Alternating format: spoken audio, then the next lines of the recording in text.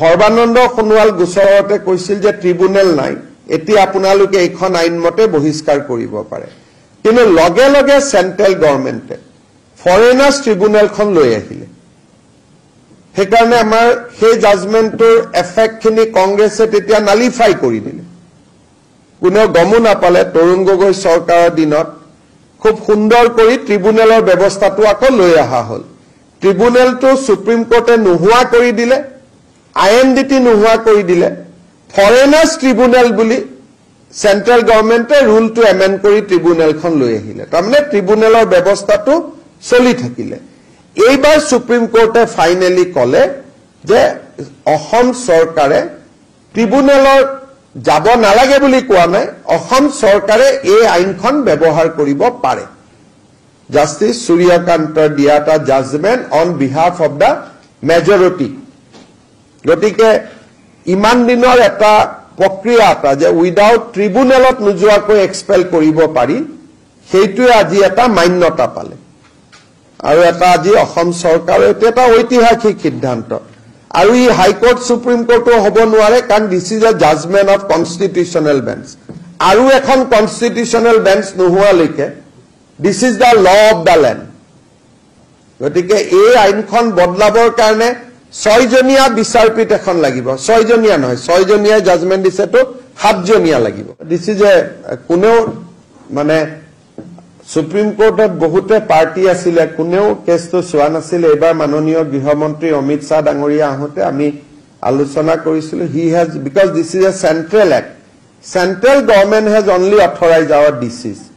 So the mother act is with the MHA.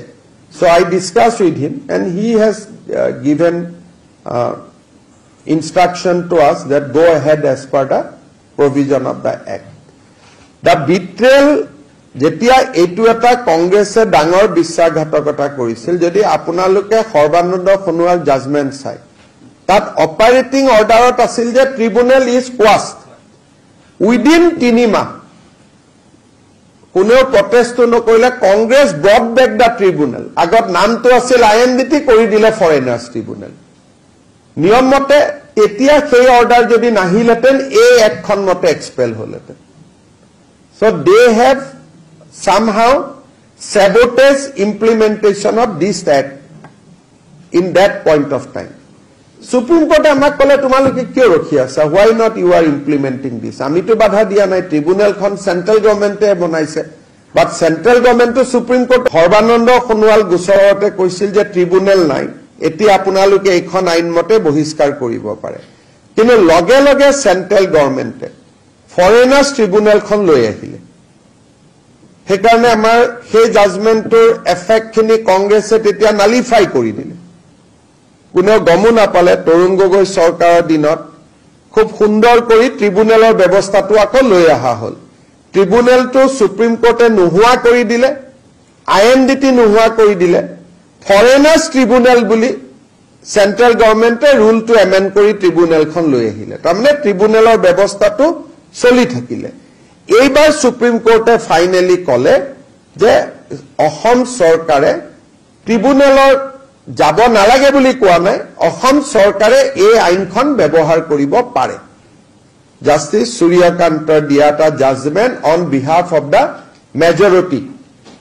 গতিকে ইমান দিনৰ এটা প্ৰক্ৰিয়া এটা যে উইদাউট ট্ৰিব্যুনেলত নোযোৱাকৈ এক্সপেল কৰিব পাৰি, সেইটোৱে আজি এটা মান্যতা পালে।